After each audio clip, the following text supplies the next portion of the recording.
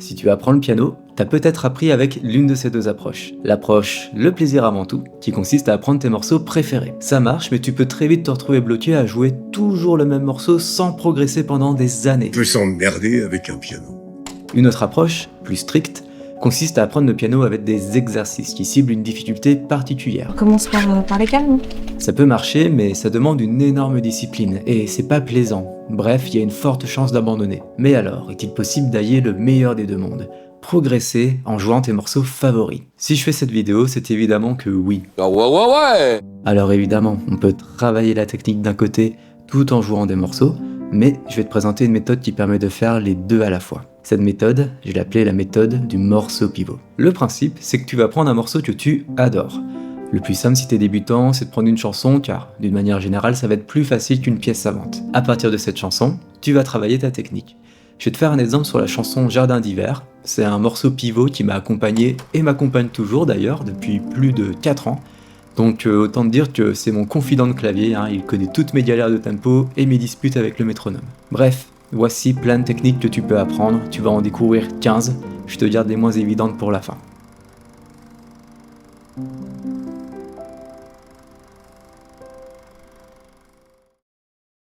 Commençons par des techniques de piano d'accompagnement, c'est-à-dire qu'on va jouer uniquement les accords. Donc déjà, on apprend à plaquer les accords simplement. Ta robe à fleurs sous la pluie de novembre. Ensuite, on peut apprendre des rythmiques simples. Ta robe à fleurs sous la pluie de novembre. On peut aussi apprendre des rythmiques plus avancées. Ta robe à fleurs sous la pluie de novembre. Aussi à la main droite, on peut jouer des accords renversés. Alors rassure-toi, c'est pas des accords qui ont traversé quand le petit bonhomme est rouge, c'est juste au lieu de jouer le mi comme ça, on va mettre le si dans les basses. Ça permet d'avoir un meilleur son et de limiter le déplacement des doigts. Ta robe à fleurs sous la pluie de novembre. Avant de voir d'autres techniques, si ce genre de contenu t'aide, pense à t'abonner à la chaîne. Ça m'encourage vraiment à continuer à faire ce type de vidéos. Bref, on peut aussi apprendre des arpèges à la main gauche. Ta robe à fleurs sous la pluie de novembre. On peut aussi apprendre des arpèges à la main droite.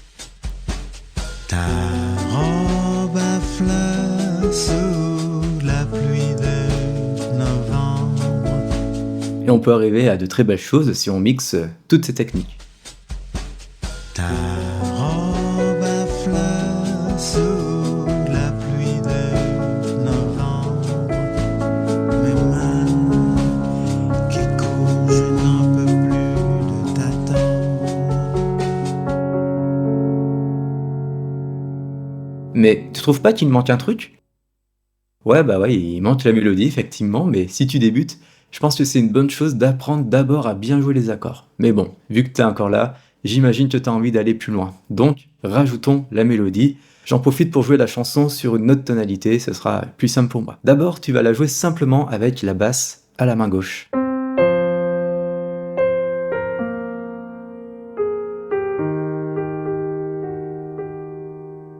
Ensuite, tu rajoutes les accords à la main gauche.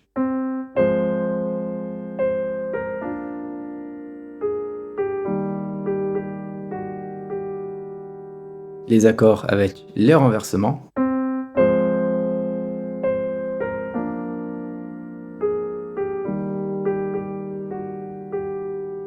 Des arpèges à la main gauche.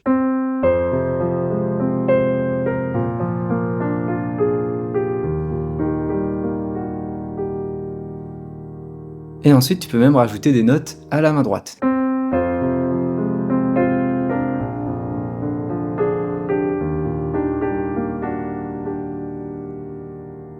Et voilà déjà 12 techniques à travailler sur une seule chanson. Mais tu peux en travailler plein d'autres. Lesquelles à ton avis?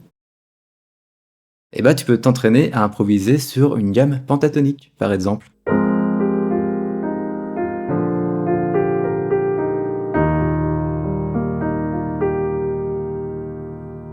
Tu peux t'entraîner à transformer des accords simples, le si mineur, le mi majeur et le la majeur, en accords à 4 sons.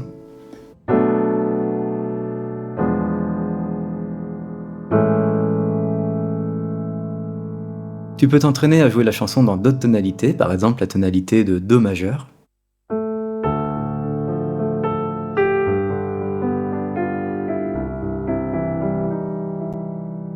Bon, je commence à m'emballer un petit peu, mais tout ça pour te montrer qu'avec un seul morceau pivot, tu peux faire évoluer ta technique pendant des années. Et surtout, tu peux combiner plaisir et progression, car c'est hyper agréable de voir ton morceau évoluer au fil des années et devenir vraiment intéressant.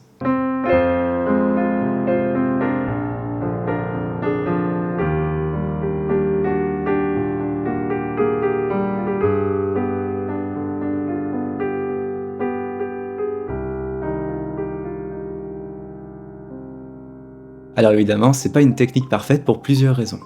Déjà, il faut travailler plusieurs morceaux pivots en parallèle, sinon tu risques de te lasser, et surtout en travaillant un seul morceau, tu vas toujours jouer la même structure, les mêmes accords et le même rythme. Et ça, c'est pas bon. Par exemple, une différence fondamentale, c'est si ton morceau est en binaire ou en ternaire. Un morceau en binaire, comme Jardin d'hiver, on va le compter comme ça. 1 et 2 et 3 et 4 et 1 et 2 et 3 et 4 et 1 et 2 et 3 et 4. Alors qu'un morceau en ternaire, comme La Bohème, on va le compter comme ça. 1, 2, 3, 1, 2, 3, 1, 2, 3, 1, 2, 3, 1, 2, 3, 1, 2, 3, 1, 2, 3.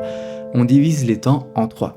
Il faut donc inclure ces deux types de rythmes dans ton éventail de morceaux pivots. Aussi, il faut réussir à avoir des morceaux qui permettent de travailler des enchaînements d'accords variés. Et pour t'aider à faire une sélection, tu peux télécharger en description un mémo où je t'ai listé une trentaine de morceaux par catégorie.